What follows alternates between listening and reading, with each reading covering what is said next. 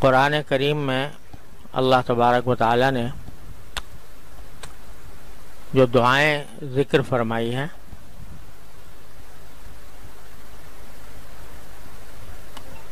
وہ یا تو ایسی ہیں کہ انبیاء کرام نے یا ملائکہ نے دعائیں مانگی ہیں، ان کا ذکر فرمایا ہے،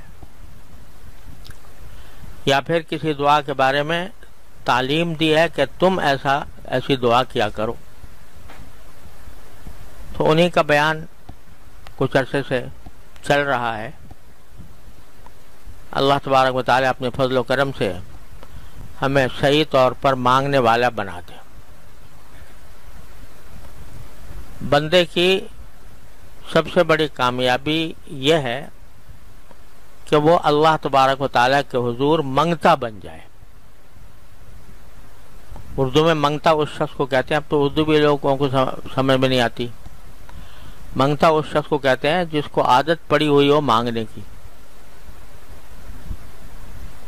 عام طور سے فقیر ہوتے ہیں بہت سے، تو ان کی عادت ہی ہے مانگنے کی، ان کو کہتے ہیں منگتا. تو اللہ تبارک و تعالی مانگنے کا عادی بنا دے. اللہ تبارک و تعالی سے اپنی ہر حاجت چھوٹی بڑی اللہ تعالی سے مانگنے کی عادت پڑ جائے تو انسان کی سب سے بڑی کامیابی ہے. ہمارے حضرت حکیم الامت قدس اللہ تعالی سرہ، اللہ تعالیٰ ان کے درجات بلند فرمائے، وہ ایک مرتبہ اسی طرح دعا کی فضیلت بیان فرما رہے تھے کہ بھئی مانگنے والا چاہیے، دینے والے کے ہاں کوئی کمی نہیں. مانگنے والا چاہیے تو اللہ تعالیٰ کے ہاں دینے میں کوئی کمی نہیں. کسی نے کہا بھی ہے، کوئی جو ناشنا سے ادا ہو تو کیا علاج، ان کی نوازشوں میں تو کوئی کمی نہیں. تو یہ بیان فرما رہے تھے حضرت. تو حضرت مجذوب صاحب جو حضرت کے خاص خلیفہ بھی تھے اور بڑے منہ چڑھے مرید تھے، تو انہوں نے حضرت سے عرض کیا کہ حضرت، ہاں یہ فرمایا تھا حضرت نے، کوئی جھولی پھیلانے والا چاہیے، دینے والے کی یہاں کوئی کمی نہیں ہوتی. تو انہوں نے پوچھا کہ حضرت کسی کے پاس جھولی ہی نہ ہو تو کیا کرے، یعنی مانگنے کا سلیقہ ہی نہ ہو تو کیا کرے. تو آپ نے فرمایا کہ جھولی بھی انہی سے مانگے کہ اللہ مجھے مانگنا نہیں آتا، مجھے منگتا بنا دیجئے، مجھے مانگنے والا بنا دیجئے. تو یہ جو منگتا بن جانا ہے یہ بڑی نعمت ہے.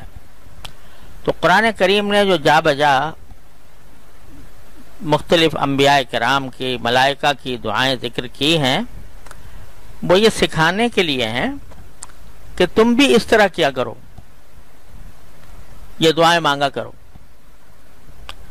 تو جو دعائیں اب باقی رہ گئی ہیں قرآن کریم کی، ان میں سے اگلی دعا جو پچھلی مرتبہ کے بعد سورہ اعقاف کی دعا میں نے بتائی تھی، وہ ہے انی مغلوب فانتصر.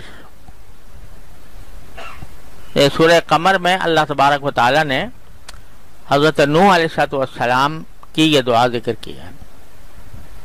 چھوٹی سی دعا ہے، چند لفظوں کی، انی مغلوب فانتصر.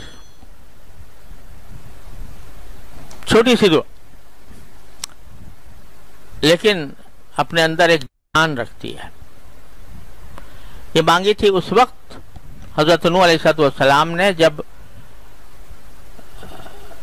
لوگوں کو توحید کی طرف دعوت دیتے ہوئے 950 سال گزر چکے تھے. 950 سال. اللہ تعالیٰ نے عمر بڑی طویل عطا فرمائی، اسی لیے مثال دی جاتی ہے عمر نوح. 950 سال قرآن کریم نے صاف فرمایا کہ 950 سال رہے اور مسلسل دعوت دیتے رہے.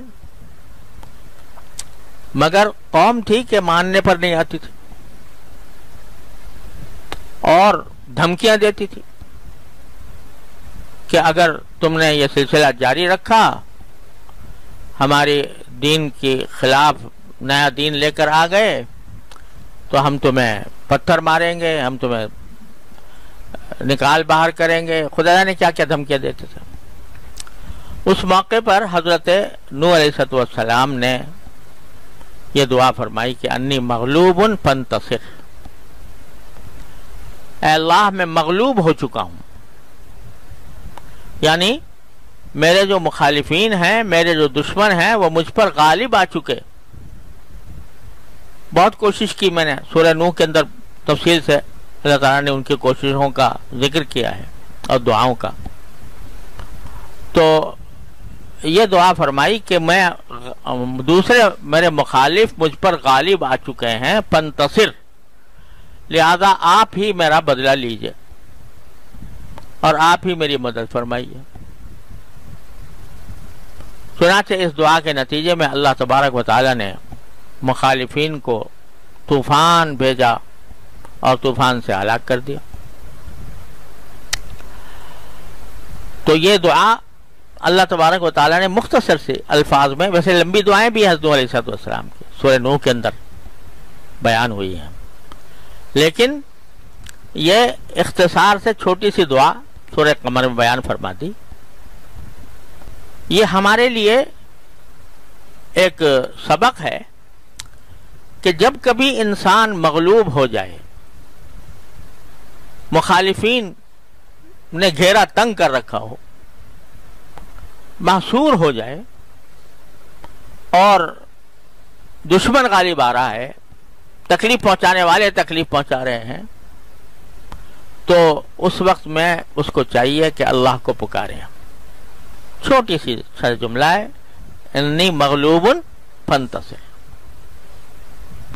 ہر قسم کی مخالفت میں، اور میں عرض کرتا ہوں کہ خاص طور پر جو انسان کو اس کی ضرورت پیش آتی ہے، علاوہ دشمنوں کے، مخالفتوں کے، ہم سب کو جس کی شدید ضرورت ہوتی ہے وہ یہ ہے کہ نفس اور شیطان ہم پر غلبہ پا لیتے ہیں. گناہ کے تقاضے دل میں پیدا ہوتے ہیں. شیطان بہکاتا ہے، کہتا ہے کہ فلاں گناہ کر لو. نفس بہکاتا ہے کہ وہ لذتوں کا طالب ہے، تو لذتوں کی طرف آدمی کو بہکا کر لے جاتا ہے. یہ آنکھ سے لذت لے لو، ایک نامحرم کو دیکھ لو. آج کل تو اللہ بچائے جو اسباب جو ہے نگاہوں کے، گناہوں کے اسباب اتنے پھیل گئے ہیں چاروں طرف، اور اتنے پھیل گئے ہیں کہ آدمی کو اپنا ایمان بچانا مشکل ہو گیا ہے.